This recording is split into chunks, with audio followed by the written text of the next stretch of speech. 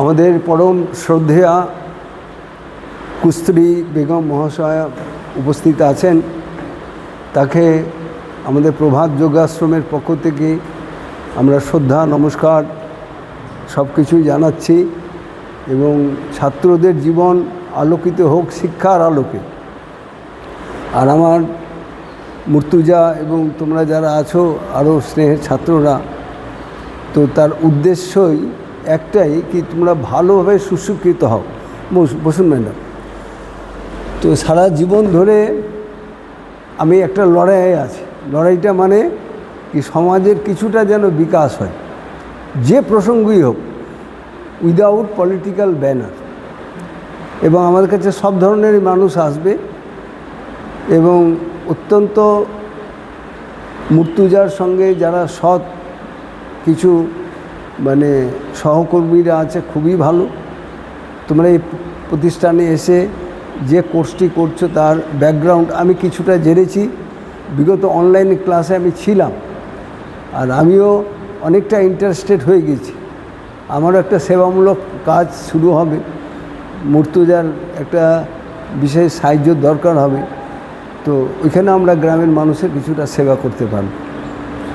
এটা নিয়ে পরে কথা বলবো। আর অপরদিকে এখানে আরও একটা গভর্নমেন্টের কোর্স চলছে। এটা হয়তো গভর্নমেন্ট হয়ে যাবে, কারণ সরকার পরিবর্তনের সঙ্গে সঙ্গে একটা আলোর আশা দেখা যাচ্ছে। তো তোমরা খুব ভালোভাবে শিখবে, আর ক্যাম্পাসটাকে উইথ ডিসিপ্লিন ব্যবহার করতে হবে। আমাদের সব কিছু পরিষ্কার আছে। তো পরিষ্কারের মধ্যে যার যেটা বাথরুম সেটা ব্যবহার করবে। এই ক্যাম্পাস ছেড়ে যাওয়ার আগে মুর্তুজা আমার খুব কাছের, ওরা জানে কি আমরা খুব সাফসাফাই থাকি। এখানে কোনো রকম আবর্জনা কোথাও কিন্তু নেই। তো সেই জন্য যতগুলো ডিসিপ্লিন এখানে একটা, আমি পাশের স্কুলেই কিছুদিন আগে ক্লাস নিচ্ছিলাম, তো অনেক ছাত্রছাত্রী, কিন্তু সবগুলো বেসামাল। তো আমি বলেছিলাম ওই স্কুলে, আমি মাত্র 1 ঘন্টার মধ্যে আপনাদের ছাত্রছাত্রীকে ঠিক করে দিতে পারি, 1 ঘন্টার মধ্যে, যত বছরের ডিসিপ্লিন। তো দেখলাম স্কুলটা এখন ভালো হয়ে গেছে। ছাত্ররা এত প্রত্যেকটা ঘরের কোণাতে নোংরা করেছে, তো তারা সবাই এখন নিজের কাজ করে।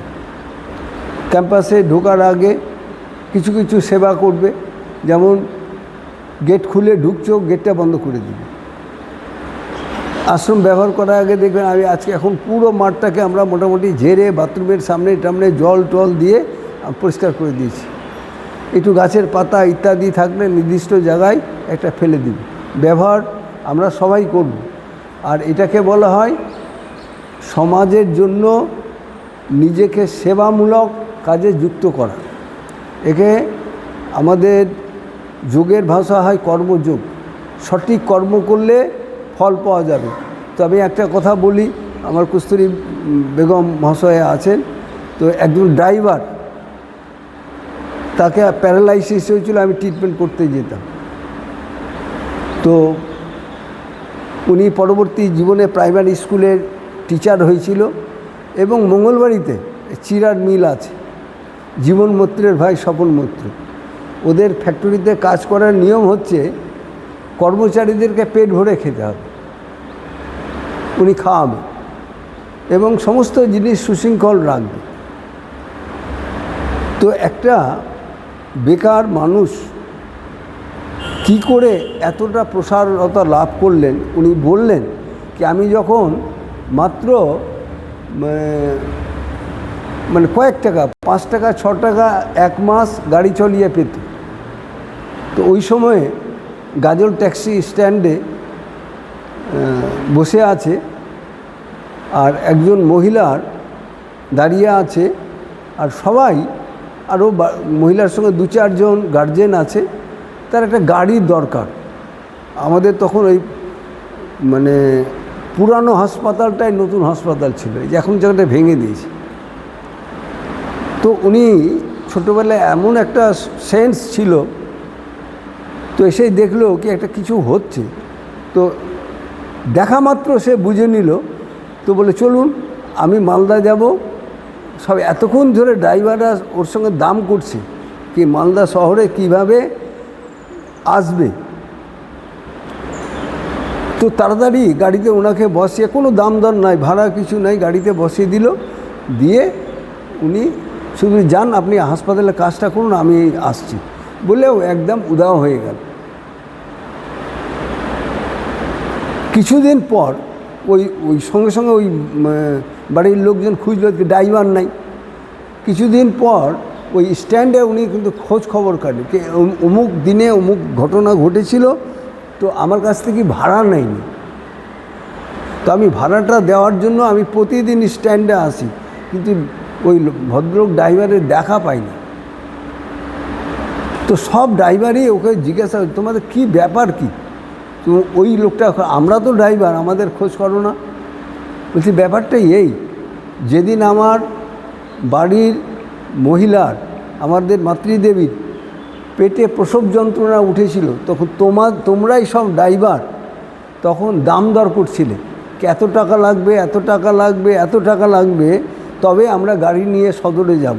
উনি আমাকে কোনো দাম দর করেনি, আর এটাও বলেনি কি পয়সা কত লাগবে।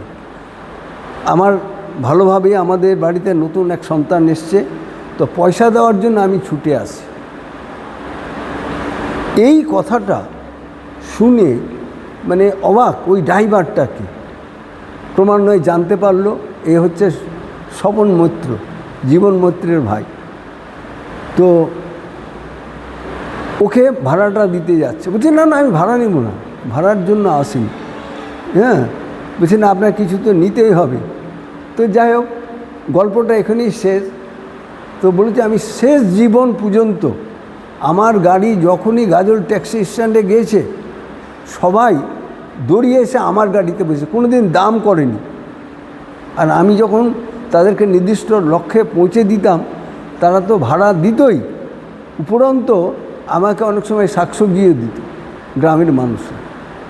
তো এই বলার উদ্দেশ্যেই কি সৎ জীবনযাপন করলে কিছু একটা ফল হবে। তো তোমরা এরকম আমাদের প্রাঙ্গণে আসবে, পরিষ্কার পরিচ্ছন্ন করবে, পড়াশোনাও করবে, এখানে গাছগাছরা সবই আছে, খাওয়া দাওয়া করছো, ডাস্টবিন মুর্তুজা শিখিয়ে দিবে, পরিষ্কার পরিচ্ছন্নভাবে রাখবে। আর আমাকে যখন ক্লাস দেবে, আমার যে শিক্ষার বিষয়টা মুর্তুজা রেখেছে, তোমাদেরকে আবার আমি শিক্ষা দিই। এগুলো শেখো, অনেকটা লাভ হবে সমাজে। আমরা সবাই মিলে আমরা কাজ করব, আর কাজ করলে সবাই লাভবান হবে। তো এই বলে আমার পরম শ্রদ্ধেয়া কস্তুরী বেগম মহাশয়কে আমার আশ্রমের পক্ষ থেকে শেষে নমস্কার জানাই। আর তোমরা জানার উৎসাহে পড়াশোনা করো। আমি দেখছিলাম মানে রেসপিরেটরি সিস্টেম নিয়ে উনি আপনাদেরকে বোঝাচ্ছে, খুব ভালো। মানে এগুলো জানতে হবে, কি তোমরা ডাক্তার হতে চলেছ, তো একটা হিউম্যান বডির কোথায় কী আছে এগুলো জানতে হবে। জানতে গেলে অ্যাকচুয়াল মানে তোমরা একটা মানুষের সেবা করতে পারবে। তো এগুলো খুব দরকার। এমন কাছে নিয়ে তোমাদেরকে শেখাচ্ছে, মানে যে মা তার ছোট্ট ছেলেকে অ আ ক খ শেখাচ্ছে, এরকমই শিক্ষা হওয়া কিন্তু দরকার। তো মুর্তুজা তুমি ক্লাস করো, আমি নিচে আছি, আমি শেষে আমি কথা বলছি, আসছি তবে। হ্যাঁ, আপনি ক্লাস করুন। হ্যাঁ, আমাকে গুরুজি বলে সবাইকে। হ্যাঁ হ্যাঁ, উচিত।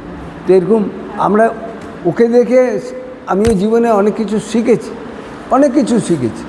তো এই শিক্ষাগুলো একটা একটা করে তোমাদেরকে বলবো। তো হ্যাঁ হ্যাঁ হ্যাঁ হ্যাঁ, তো আমি তোমাদেরকে বলবো এগুলো কিন্তু আমার কোনো নিজের টাকা, হ্যাঁ হ্যাঁ, এগুলো আশ্রমের, এগুলো কিন্তু আমার কোনো টাকা পয়সাতে এগুলো তৈরি হয়নি। আমি মানুষের কাছে ভিক্ষা চেয়ে পরিশ্রম করে মানুষকে বলেছি সমাজের কাজ হবে, ওরা দিয়েছে। এখানে একটা বিরাট প্রতিষ্ঠান ঢুকছে কিছুদিনের মধ্যে, যারা হায়ার এডুকেশন দেয়। তো আমরা বলেছি ছাত্ররা বড় হোক, আপনাদেরকে বিল্ডিং দিয়ে দেব। তো তোমরা এটাই পড়তে পড়তেই জেনে যাবে, মাস 6-এর মধ্যে ওই প্রজেক্টটা চালু হয়ে যাবে। খুব সুন্দর হায়ার এডুকেশন যারা মানে ভারতের মধ্যে মানে বিশ্বের দরবারে তারা ভালো পড়াশোনায় উন্নয়ন লাভ করছে। তো কেন দিলাম কি শিক্ষায় গেলে সমাজে গেলে, তো শিক্ষা, হ্যাঁ, আর অন্য কিছু না। বিশেষ করে মেয়েরা এগোলে আরো ভালো। হ্যাঁ সবাই এগা, সবাই মায়েরা তো এগাবি মেয়েরা তো এগোবেই। সবাই। হ্যাঁ মেয়েদেরই এখন বেশি দরকার, মেয়েরা যত এগোবে দেশ তত এগোবে। না মেয়েরা গতিশীল, মানে এখন এগাচ্ছে। কুস্তরী দেবীর মতো একজন মেডিকেল অফিসার এসছে, তোমরা নিশ্চয়ই এগিয়ে যাবে। যতটুকু হয়তো কম হচ্ছে উনি পূরণ করে দেবে, আর আমরা তো আছি।